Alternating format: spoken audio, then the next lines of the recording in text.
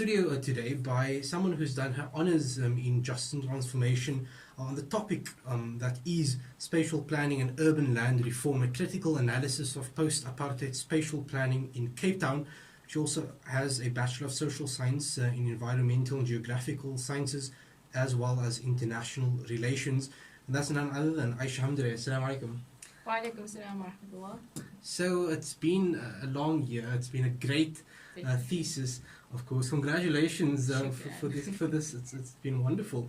Your thesis is largely a contribution to the decolonial project regarding land redistribution, in my perspective, and I got a sneak peek on the arguments you put forth. What do you think the current situation on spatial planning and urban land reform is in Cape Town? So my thesis was informed by my work with Ndifuna Kwazi and Reclaim the City, which advocates for urban land justice in Cape Town. And we find in Cape Town that basically apartheid spatial planning legacies are still living on. And what I mean by that is that if we look at the way that apartheid spatial planning was carried out in terms of the Group Areas Act, where black people and colored people were pushed to the peripheries of the city, the most well-located land was allocated to white people, we still find that those legacies are still present today. If you compare a racial distribution map of where people live today, it's it's exactly the same as the distribution of color through the Group Areas Act. So if you're asking what is the current situation in terms of land reform and spatial planning in Cape Town today, I would say that there's not much difference, like looking at and comparing where we are and where we've come to since apartheid. We obviously have a social housing crisis, evictions. All of these issues are symptoms of this problem.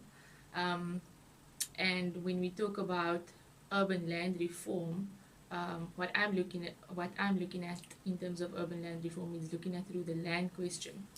And when we talk about the land question, which is obviously a current debate that's happening now, because we're talking about the expropriation of land. But what we find when you talk about urban land reform and the land question is that we're only talking about the redistribution of agricultural land, the redistribution of rural land, but we failed to contextualize urban land under the land question. Do you support this land expropriation without compensation? And I know it's only agricultural aspect. Would you support that? And it's obviously one of two parts, which includes urban reform. I mean, it's not a. I don't think that it's a simple question as yes or no. There's many layers to that. But I mean, in simple terms, I would say for the principles of why we want to expropriate land without compensation, yes, I do support it. Because for me, I'm looking at it as a question of justice. But I feel like, that's another debate that we can get into. But if you're looking at it as a question of justice, I do support it. However, I don't think the Constitution necessarily needs to be changed for that to be achieved. Now, of course, this has brought so many different consequences. I know when the petrol fuel went up, people from outside of the city have to pay more now, and it's a great percentage of the monthly salaries, for example, and it's the old saying, the rich are getting richer and the poor are getting poorer. But what exactly do you mean by urban land reform? Is it restitution or is it a reimagining of the space? What is the image of the future urban landscape when it comes to Cape Town in your perspective? So if you're asking for a definition firstly of urban land reform, again, I have to contextualize it that I'm looking at this in terms of the land question, right? And the land question is a question of justice, right? It's talking about the reform of unjust ownership patterns, use and access to urban land through the facilitation of access to allocated urban land and housing for the previously disadvantaged who are majority black and colored. So in terms of urban land reform, we then have to examine how is urban land reform understood if you're looking at it as a question of justice. So giving the previously disadvantaged access to allocated land. So the thing is that in terms of urban land reform, it's looked at as a question of housing and spatial planning. So it's looked at as a right of poor people to housing. So then we have to look at, well, if it's a right to housing, then where have we been locating housing? Where is our social housing located? Where is our public housing being located? and it's not being located in well-located urban areas where people have access to facilities, close to transport, all of those things. So if we look at the locations of housing programs, I mean, look at camps like Volverivier, Blikkiesdorp, where are housing programs, where is public housing being located? Well, there was a very small social housing unit underneath the bridge in Cape Town. Does that qualify, or is that like a very limited Are you talking example? about the broken bridge? Yeah. Well, there is no housing program at the moment. It's really nothing, isn't it? There was a proposed development, but I don't think they've decided what to do with that yet. Well, because when I went there, JP Smith was he celebrated the whole thing as a day, initiative, and that's really something that has been involved in politics as well. So I also want to know your perspective on these recent developments. Brett Herron resigning from the DA, the minister, at least their minister for urban development. So he was a mayoral committee member for transport and urban development, and I would highly encourage everyone to read his resignation statement, because it's very telling. He's very clear about the fact that he has been one of the fewer people in the DA who have been pushing and proponents of social housing programs being located in well-located urban areas, in the inner city and surrounding areas, Salt River, the CBD, Woodstock, etc. And so he's been pushing for this, and in fact, himself and Mayor Patricia de Lille announced earlier this year or last year that they would be setting up 11 social housing sites in the inner city and surrounding areas.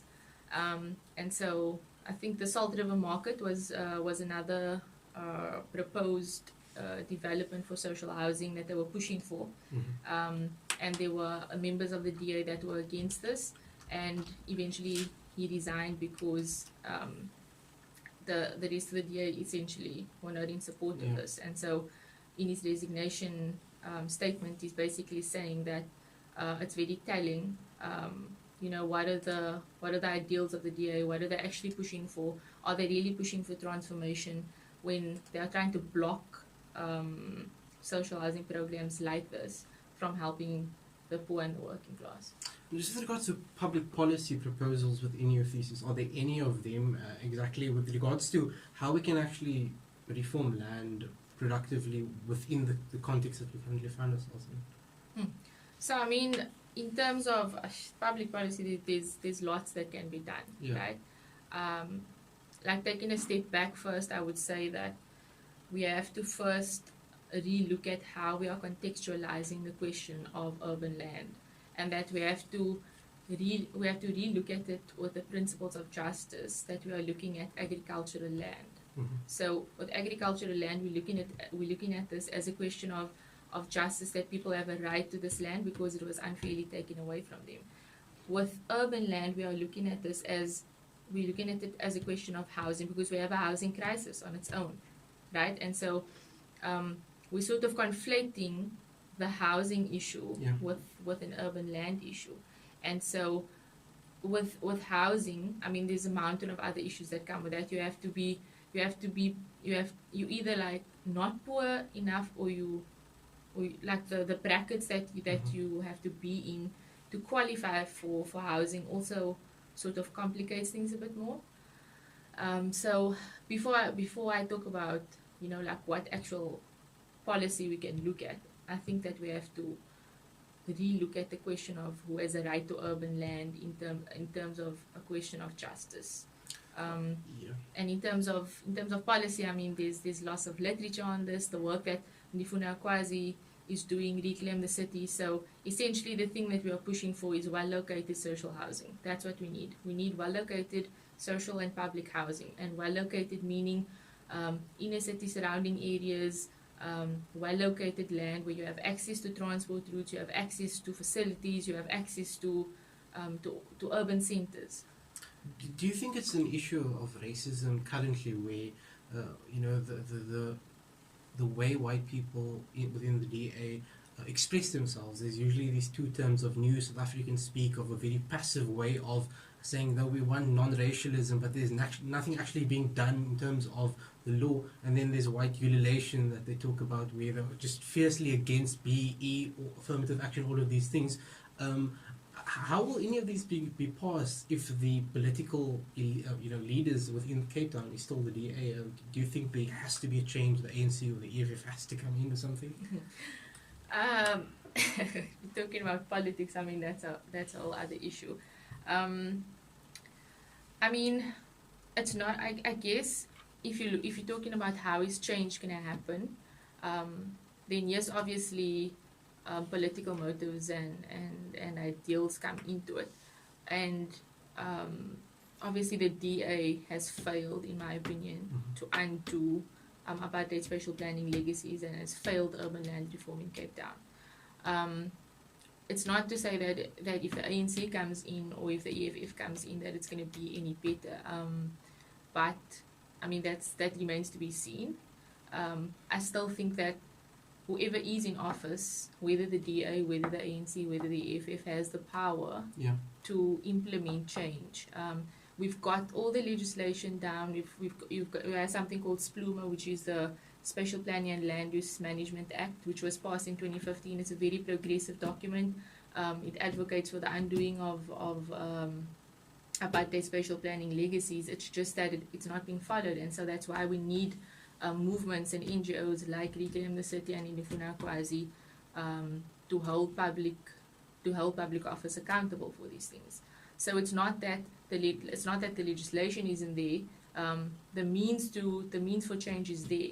It's just the political will that is needed, and I don't see much change happening in the DA in the next year. I mean, in the next few years, and I think it's very telling that Patricia de Lille and Brett Hayden has resigned within the last year, both being advocates of social housing. Absolutely. Let's take a quick break. When we come back, I want to talk more about your thesis here after this. This issue is so importantly because it's such a serious topic, and a lot of young people getting involved in these NGOs like Ndufune Kwazi, connected to Reclaim the City, and they've had successes as well, of course, in the past. And we'll get to those successes in just a moment or two. But I was saying that even if the DA stays in power or doesn't stay in power and a new party comes to play, whether that might be white, coloured, black, anyone, the underlying presupposition of all of this is in the neoliberal property market. Tell us about that. So essentially, I just want to break it down a bit for people who may not understand. So a neoliberal property market approach is essentially an economic approach to the market where it's a free market approach. It's a very comes from the political theory of liberalism, which advocates for individualism, and so it basically advocates for free ownership of property. So the market is free; it's not controlled by the state. It's not a state interventionist market, essentially. So after apartheid, obviously the RDP advocated for a less neoliberal approach, a more state interventionist, sort of communist-aligned approach. Very quickly after that, shifted to a neoliberal economic approaches. And so the big problem with the neoliberal approach is that a neoliberal approach doesn't take imbalances of power into account. So essentially, it inherited the power dynamics which was formed under apartheid. So we found an unjust status quo from apartheid where white people had accumulated lots of wealth unfairly, black people were the poorest in society, colored people were as well poorest in society, etc. We understand the status quo that was inherited. And so essentially what the neoliberal market has done is to consolidate those unjust power imbalances. And so a neoliberal market favors the richest and obviously is not in favor of the poor and the working class. It would need intervention from the state for poor and working class to have access to that type of market, because obviously if it's based on free ownership of property, the more wealth you have, the more access you have to accumulate wealth in a free market society, essentially. So what essentially has happened is that white people were allocated the best land under apartheid. It was also appropriated unjustly. Land was taken away from people of color, sold off cheaply to white people. That those were intergenerational investments that was made by white people. That now that wealth is accumulated, and so that wealth can now be used to purchase more wealth, and so it just solidifies the status quo that was inherited from apartheid. So the rich are getting richer, the poor are getting poorer. Well, that's really interesting, and ultimately you propose that the only way that urban land reform can be successful is by implementing the principles of justice. Just give us briefly what are those principles that need to be implemented in this urban land reform case. So you get different, in the course that I'm studying justice, right? Like different forms of justice, what is justice, etc. So you get different forms of justice, and essentially the land reform program was made up of three components, which was restitution, redistribution, and land tenure. And I'll talk about two of those, which is restitution and redistribution. So restitution, as you understand it, use the example of District 6, is that if a specific property was taken away from you unfairly, restitution will then give you the rights to that property back. And in terms of justice, we talk about that as corrective justice. So corrective justice is something that aims to place the victim back to the state they were in before the injustice occurred, right? So at the very literal level, that is, restitution would be linked with corrective justice. In terms of redistribution, we talk about the concept of distributive justice, and distributive justice is something where there is a fair allocation of resources to everyone in society, especially the poor and the working class, on the basis of merit or need. And so redistributive justice is looking at the merit or the need would obviously be apartheid, which was the injustice, and that is the merit upon which you would redistribute the land in this case. Yeah, well, absolutely. So after this thesis, which we hope comes out as a book sometime so that everyone can read it, or somehow distributed to the public, this connection that you have with your studies in Ndufuna-Kwazi, Reclaim the City, activism and academics, talk to us a bit about that and where to from here. My work I'm a part-time employee at Ndufuna-Kwazi, and Ndufuna-Kwazi works very closely with a movement called Reclaim the City, both of which advocates for urban land justice. And so obviously my exposure to these issues on the ground has obviously largely informed my work in my thesis. And so I think that it's so important when we are doing work on the ground for that to inform us as academics. And so that's a link between my work and my academics. Well, it's certainly a wonderful thesis. We thank you for doing it and for coming onto the Voice of the Cape this evening. Wish you all the best, Aisha Hamdulay. It's not the last we'll be hearing from you. Inshallah, all the best to you. Assalamu alaikum. Shukran. Alaikum salam.